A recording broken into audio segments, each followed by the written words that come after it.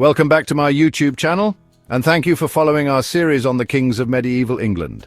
Last time we explored the turbulent reign of King John, whose failures led to rebellion, foreign invasion, and the sealing of the Magna Carta. Today we turn to his son, Henry III, a king who ascended the throne as a child and ruled for over 50 years. His reign was marked by attempts to restore royal authority, continued baronial conflict, and major developments in English constitutional history. Let's begin. Henry III was born on October 1st, 1207, at Winchester Castle. When his father King John died in 1216, Henry was only 9 years old.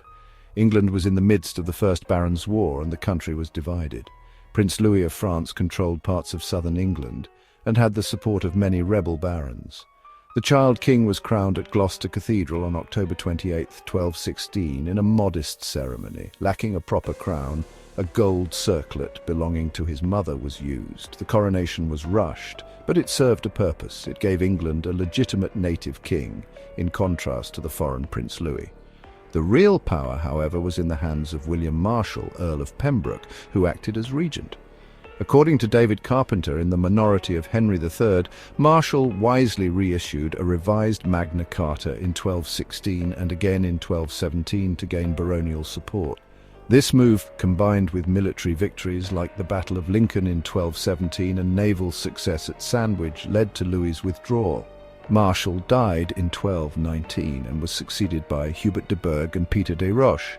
But the Regency Council remained dominant until Henry took full control in 1227 at the age of 20.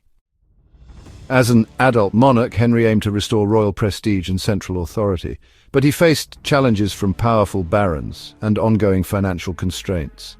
Henry was a deeply religious king.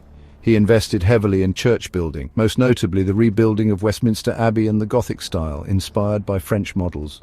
His devotion earned praise, but his frequent piety sometimes came at the cost of political realism. Henry's government also suffered from poor financial management. He relied heavily on foreign advisors and relatives, especially his Savoyard and Lusignan kin, whom he placed in high offices. This sparked resentment among the English barons. As historian Mark Morris notes in A Great and Terrible King, Henry's favoritism and extravagance rekindled the same baronial frustrations that had plagued his father. Despite his efforts to restore English control in France, Henry failed. His 1242 expedition to Poitou ended in disaster at the Battle of Talbourg. This confirmed England's loss of its continental empire, save for Gascony. By the 1250s, discontent with Henry's rule had reached a breaking point. His heavy taxation, favoritism, and failure to consult widely led to a crisis. In 1258, a group of barons forced Henry to accept the provisions of Oxford. These reforms limited the king's powers and established a council of 15 barons to oversee governance.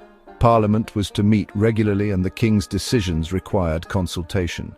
It was a radical attempt to institutionalize shared governance. The leading figure behind the reform was Simon de Montfort, Earl of Leicester, Henry's brother-in-law. As detailed in David Carpenter's The Reign of Henry III, de Montfort believed the reforms were not only necessary but divinely sanctioned. Tensions rose as Henry sought papal permission to repudiate the provisions.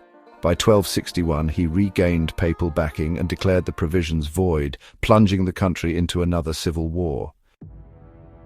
The conflict between the king and the barons came to a head in the Second Barons' War from 1264 to 1267.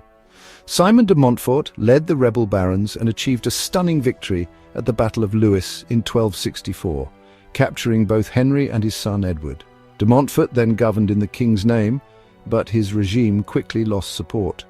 Despite his reforms, many barons saw him as too authoritarian. In 1265, Prince Edward escaped captivity, rallied loyalist forces and defeated de Montfort at the Battle of Evesham, where Simon was killed and mutilated. Henry was restored to power, but the war had changed the nature of English politics. In 1265, de Montfort had summoned a parliament including not only barons and clergy, but also commoners, 2 knights from each shire and 2 burgesses from towns. This is considered a key step in the evolution of parliamentary government. As historian J.R. Maddicut notes in Simon de Montfort, though short-lived, his parliament set a precedent for broader representation in English political life. Henry III spent his final years trying to repair royal authority and reconcile with the barons. In 1267, the Statute of Marlborough was issued, reaffirming some of the provisions of Oxford and marking a compromise between king and nobles. He died on November 16, 1272, at Westminster Palace, aged 65, and was buried in Westminster Abbey, which he had largely rebuilt. His son, Edward I, succeeded him while returning from crusade. So, how should we remember Henry III? Henry was not a military leader or political innovator like some of his predecessors, but his reign was one of immense constitutional importance. The early development of Parliament, the limits placed on royal power, and the ongoing negotiation between crown and nobility during his reign laid crucial groundwork for later constitutional evolution.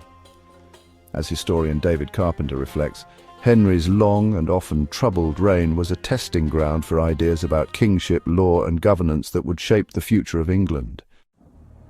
Henry III ruled longer than any English monarch before him. His reign was filled with civil strife, failed campaigns, and noble rebellion, but also with deep religious piety and a legacy of political reform. The struggles of his time moved England closer to the balance between monarchy and representation that would later define its constitutional monarchy.